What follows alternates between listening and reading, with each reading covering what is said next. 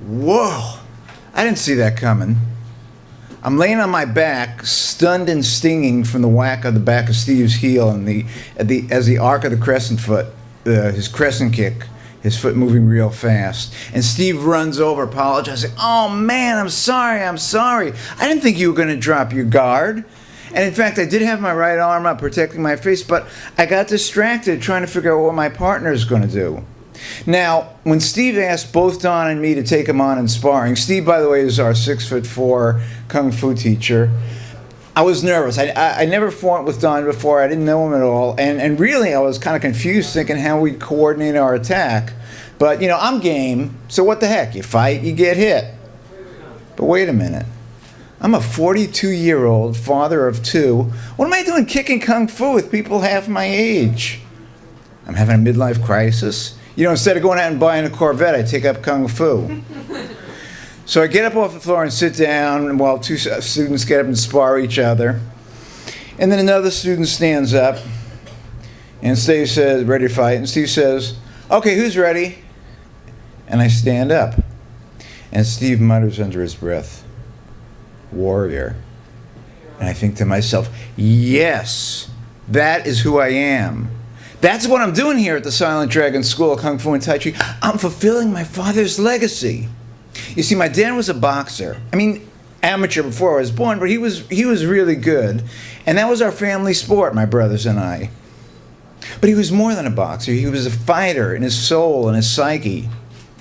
That's how he survived on the tough streets of New York when at age 16, at the height of the Depression, he became the oldest male child of his family when his father was shot dead by a cop. And he extended that attitude of fighting to his whole life. I mean, that's how he survived mentally too. In that, he became an activist. You know, he was taking on the wrongs of the world. So here I am, trying on this warrior mantle and thinking, yeah, I like this, you know, contemplating the insanities of my own world. Bzzz, wake up, Harry. Come on, you're just trying to take care of my family. Okay, I take off the mantle, warrior. But, you know, I really do love sparring. It's the context of that contest. You know, it's the dropping of all pretense. It's putting it all on the line. I find that invigorating. Well, there's another game at play here at the school. It's called push hands, and it derives from Tai Chi. And you might have seen people practicing that, a sequence of slow-moving exercises of movements. Well, Steve would tell us that Tai Chi is the inner form of Kung Fu. In fact, he said every move you can imagine in Kung Fu, you can find in Tai Chi. So this contest, this push hands thing involves, oh, by the way, people who are really practice this contest, they refer to one another as players. And the game is played with two players standing, arm extended, just making contact at the forearm. And in fact, that's part of the game, is maintaining that contact while fulfilling the other part, which is getting through your opponent's guard and getting your opponent off balance. And as I discovered, it's a lot of fun. Well, as I also discovered that the masters of this game are playing beyond the boundaries of our physical perception. And here's why I say that.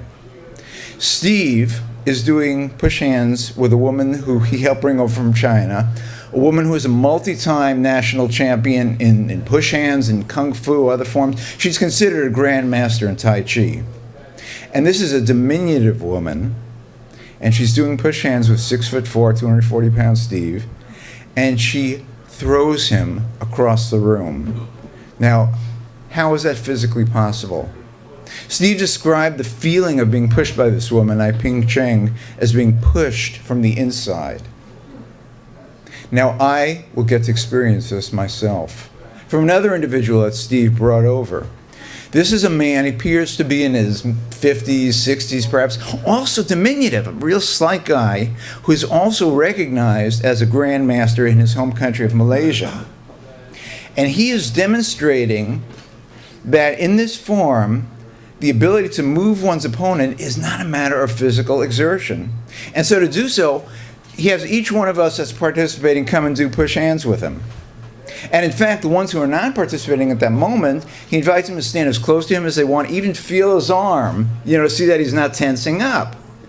So I kind of hang back instead of standing real close, And like I'm trying different angles. I'm looking from the front. I'm looking from the back. I'm dropping down, squinting, seeing. I catch something that makes sense, some kind of leverage that he's using, and I only see his gentle movement. Well, it's my turn. We engage. His face is completely calm, and he says, "Okay, ready?" I swear I don't remember feeling his hand against my chest. I just know I'm flying through the air. My mind is blown. What is going on here? Is this Yoda? This is Chi. I come away from the class realizing two things. One, whatever he did to us would take a lifetime to master. But I come away from the class with a renewed sense of wonder.